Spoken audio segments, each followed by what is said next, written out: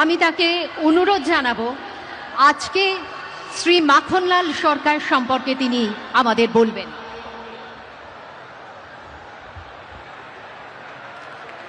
শিলিগুড়ি নিবাসী শ্রী মাখনলাল সরকার সবরই প্রতীক্ষার মতো দীর্ঘ প্রতীক্ষা।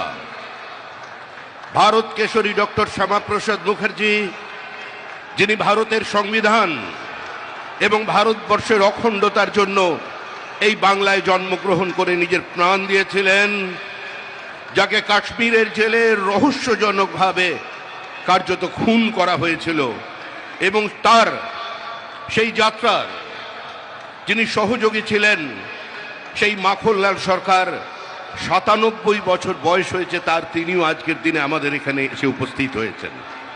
শ্রী মাখনলাল সরকার তারপরে দিল্লিতে একটি দেশাত্মবোধক গান গাওয়ার জন্য দিল্লি পুলিশ তাকে গ্রেপ্তার করে কংগ্রেসের সরকার।